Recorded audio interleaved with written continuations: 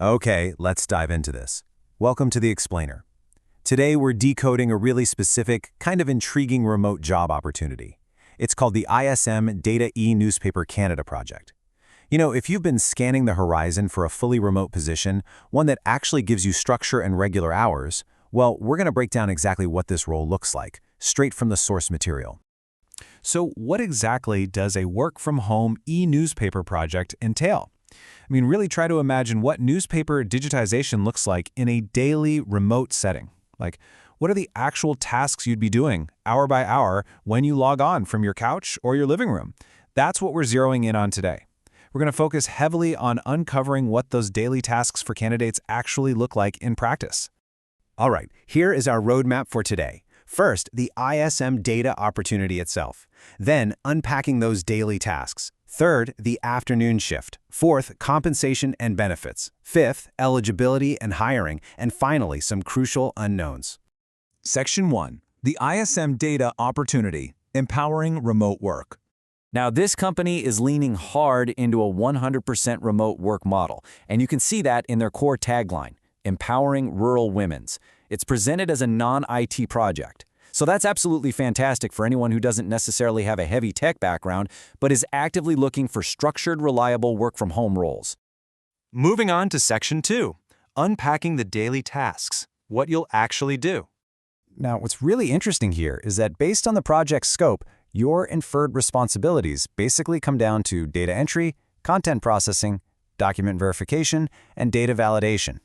So you really have to ask yourself, are you comfortable with repetitive, highly structured data processing on a daily basis? Because that laser focus and attention to detail, that is exactly what's going to fill your working hours. To put those daily tasks into a bit more perspective, we should probably define the whole concept of newspaper digitization. Essentially, we're talking about back-office operations, converting unstructured news content into verified digital data. You would literally be the engine taking legacy news formats and meticulously typing, verifying, and logging them into modern digital systems day in and day out. Though I do need to impartially point out a pretty key detail from the source material. The exact job responsibilities, they aren't actually explicitly mentioned in the original advertisement. While we can confidently infer these daily data processing tasks just based on that e-newspaper project title, the original poster definitely leaves a bit of a mystery here when it comes to the exact keystroke-by-keystroke duties. Let's move to Section 3 and see how this builds. The afternoon shift lifestyle, syncing with Canada. So your shift starts at 1 p.m. and it runs all the way until 10 p.m. This 9-hour block is strategically designed to overlap with Canadian business operations, right? So you have to ask yourself, does an afternoon to evening routine fit your personal lifestyle? Your mornings are completely free, which is great, but your evenings are going to be highly dedicated to that data validation we were just talking about. But here is a highly appealing number to kind of balance out those evening hours. 5. This is a strict 5-day work week. That means you get your Saturdays and Sundays completely off. No work at all. It allows you to fully disconnect and just recharge after a long week of those evening shifts. All right, Section 4, Compensation and Benefits, the financial breakdown. So there are 2 specific compensation tracks here. If you're a fresher with any degree, you're looking at a cost to company of 2 lakhs per annum. To put that in perspective, that's about 16,000 to 17,000 rupees a month before deductions. Now, if you have a minimum of 1 year of non-IT experience, your compensation jumps to a 3 lakh CTC. That brings your pre-deduction monthly pay up to around 25,000 rupees. So yeah, it's a very straightforward tiered structure. And honestly, the perks are actually pretty solid for facilitating this 100% remote lifestyle. You get the standard Provident Fund and employee state insurance benefits, but crucially, ISM Data provides a company laptop and a Wi-Fi allowance. Oh, plus 1 paid leave per month. Having the hardware and the internet costs fully covered, that definitely makes diving into those daily data entry tasks a whole lot smoother. Moving on to Section 5, Eligibility and the hiring process, how to actually land the role.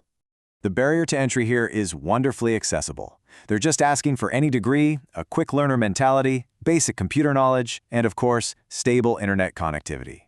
Like we noted earlier, fresh graduates and non-IT professionals are the primary targets for this opportunity. Basically, if you can navigate a computer, type efficiently, and have a steady connection, you're eligible to handle the daily content processing. Demystifying the candidate journey a bit, the hiring process is a super straightforward 3-step path. First up, there's a screening round. That's followed by an HR round, and finally, a client round, which actually makes perfect sense since you're ultimately supporting a Canadian's client's operations, and they'll obviously want to ensure you're a good fit for the team. If those daily tasks and that afternoon shift sound like a great fit for you, well, we have the exact contact details derived straight from the source. You can just email your resume to hr@ismsdatatech.com, reach out via the phone numbers provided, or just visit their website at ismsdatatech.com to kick off your application.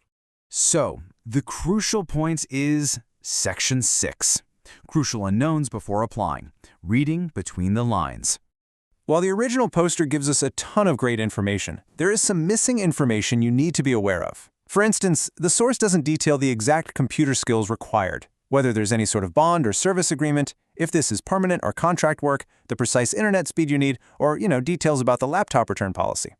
If you do make it to the HR round, I highly urge you to ask these specific questions just to get a fully transparent picture of the role. Which brings us to our final thought. With some of those exact daily job details missing, is the remote flexibility worth the leap? It's a fascinating opportunity for focused, structured daily work, for sure, but it requires thoughtfully weighing those incredibly appealing work-from-home perks and weekend-free schedules against those undefined variables. It's definitely something to think about as you consider your next step in the remote career landscape. What would you do?